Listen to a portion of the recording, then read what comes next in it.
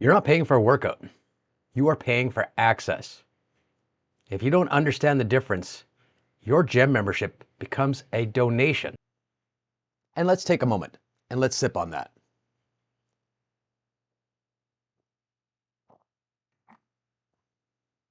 Now let's get into the structure we've uncovered. By now, we understand something important. For a gym to be successful, it has to sell more memberships than the building can physically hold at any given time. That is not a flaw in the system. That is the system and its design. Different gyms operate at different price points, and those price points determine what's offered inside the space. And some gyms offer basic access, while others offer class, amenities, or other high-end equipment. But regardless of the level, the core idea stays the same. You're buying access, not guaranteed availability. And once you understand that, the question changes. The question is no longer, is the gym worth it? The question becomes, am I using it properly? Because value in a gym membership doesn't come from owning one.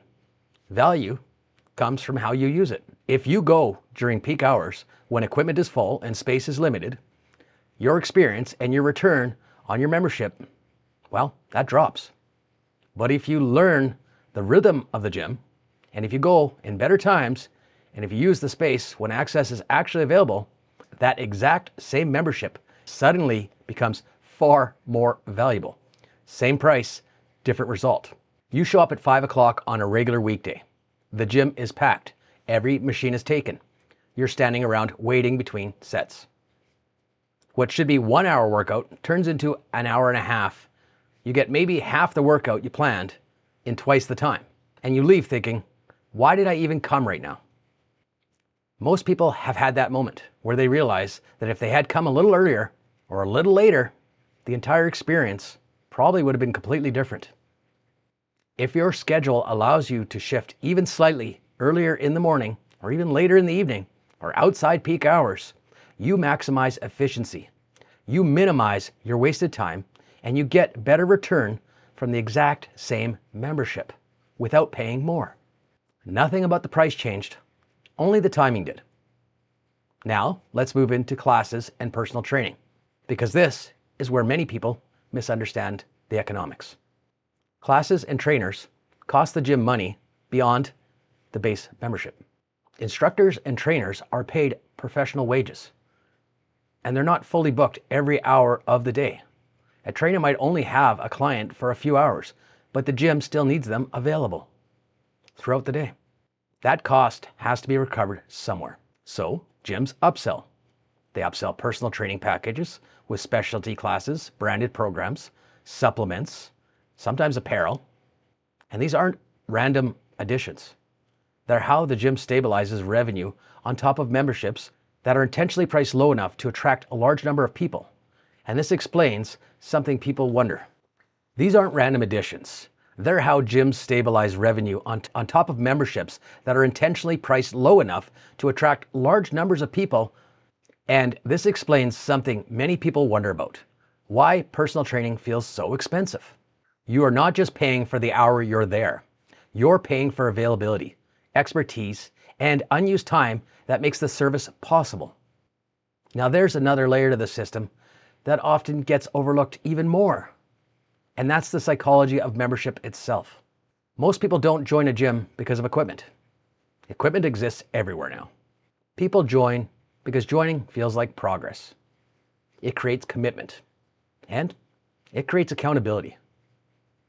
It creates the idea that change has started, for some. But the gym only works if that commitment turns into consistency. From a business perspective, gyms rely heavy on the fact that many members will come less often than they planned. From a member's perspective, the benefit comes from doing the opposite, from actually showing up regularly enough to make the system work in your favor. And that leads to the hidden benefit of the gym.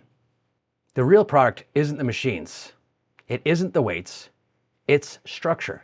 A place you go repeatedly, a routine that removes decision making, and an environment where effort becomes normal because everyone around you is doing the same thing. For many people, that structure is worth far more than the equipment itself. And when you put all that together, it all becomes a little clearer. Your gym membership actually covers more than it feels like it does.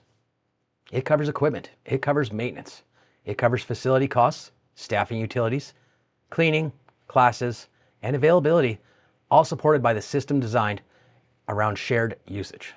From the gym's perspective, they need the building to be full. They need energy, activity, and membership volume constantly. But they don't want everyone showing up at the same time. That would not work. It's a constant balancing act.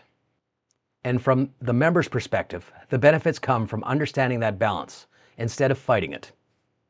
The gym works best when you work with the system, not against it. If you learn timing, use access properly, and stay consistent, the gym becomes one of the lowest cost health investments you could ever make. And if you don't, it becomes a monthly donation. And gyms need that too. And before we move into the final conclusion, there's one last piece of this puzzle. Because we've discussed membership prices, and we've discussed how different prices levels come with different levels of access. So when you walk into a gym now, you're not just looking at how big the building is. You're not just looking at how many machines there are, or how many parking stalls are available, or even how much your membership actually costs. You're looking at the time you go. You're looking at how accessible the equipment actually is when you're there. And you're looking at the value you get in return. Not just physically, but in structure, and routine, and consistency. When you evaluate all of that together, your next gym choice might not just be cheaper or might not be more expensive. It might simply be a level up. And in conclusion, the entire 3-part episode arc, we've discovered that gyms vary not only by location, access, and equipment, but also by timing, availability, and ultimately the services they provide, including personal training, courses, and classes. So when you think about a gym, don't just think about how much does it cost. Think about how much benefit you actually get from it. At DNA, we're not telling you what to do or how to spend your money.